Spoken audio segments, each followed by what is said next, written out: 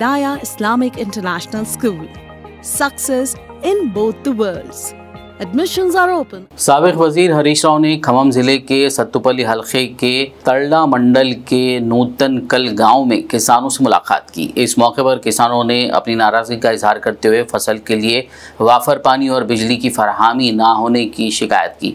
बाद हरीश राव ने मीडिया से बात करते हुए कहा कि कांग्रेस दौर में किसानों को हर तरह का नुकसान का सामना करना पड़ रहा है।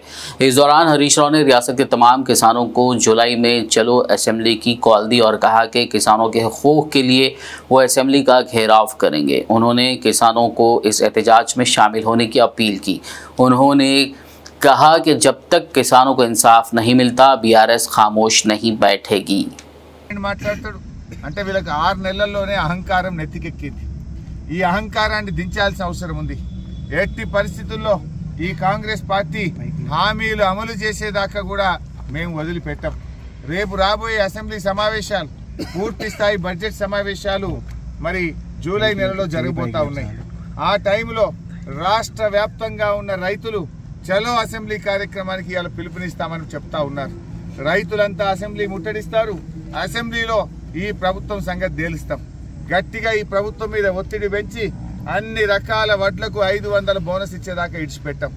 ఈ జూన్ నెలలో ఇచ్చిన మాట ప్రకారంగా రైతులకు 7,500 రూపాయల రైతు భరోసా కూడా ప్రకటించారు। పాపం వేసిన పంటలన్నీ పెట్టుబడి అంతా కూడా పోయింది। పంటలన్నీ ఎండిపోయినాయి। ఖమ్మం జిల్లాది పంట వ్యవసాయ పనులు ప్రారంభం కాకముందు ఇవ్వాలి। కానీ మొన్న మీరు ఎప్పుడు ఇచ్చారు?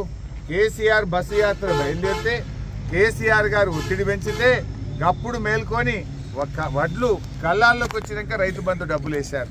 ఇప్పటికైనా ఈ వానకాలం రైతు భరోసా డబ్బులు 7,500 ఎలాంటి షరతులు లేకుండా కోతలు లేకుండా అందరూ రైతులకు ప్రతి ఎకరానికి 7,500 రూపాయలు ఇవ్వాలని చెప్పి మేము ప్రభుత్వాన్ని డిమాండ్ చేస్తున్నాం।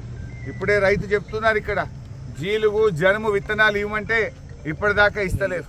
పైనుంచి పర్మిషన్ రాలేదని జీలుగు జనుము విత్తనాలు ఇవ్వడం లేదని వర్షాలు పడి 3 రోజులైంది విత్తనం చల్లుకుందామంటే ఈ ప్రభుత్వం కనీసం విత్తనాలు సరఫరా చేయడంలో కూడా పూర్తిగా విఫలమైపోయింది।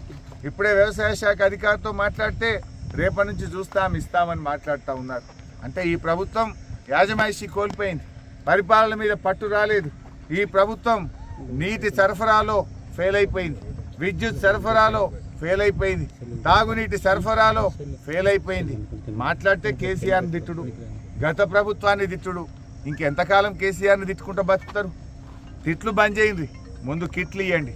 ప్రభుత్వ ఆసుపత్రుల్లో పోతే ఇవాళ కేసీఆర్ కిట్ బంద్ అయింది, న్యూట్రిషన్ కిట్ బంద్ అయింది। గవర్నమెంట్ ఆసుపత్రుల్లో మందులు లేవు, రైతులకు విత్తనాలు దొరుకుతలేవు। పెద్ద ఆయన చెప్తుండు కళ్యాణ లక్ష్మి చెక్ వస్తలేదు సార్, చాలా రోజులే ఎదురు చూడబట్టని। తులం బంగారం అంటది, తులం బంగారం దేవుడు ఎరుగు కానీ ఇచ్చే కళ్యాణ లక్ష్మి చెక్ కూడా తొందరగా రావడం లేదని చెప్పి రైతులు ఇక్కడ చెప్తా ఉన్నారు। అంటే ఇలా పరిస్థితి ఏమైపోయిందంటే రైతులు ప్రజలు ఎంతో ఆశపడ్డారు, కానీ ప్రభుత్వం పూర్తిగా వాళ్ళ ఆశలన్నీ ఆవిరి చేసి ఇవాళ పేద ప్రజలకు మోసం చేస్తూ ఉంది।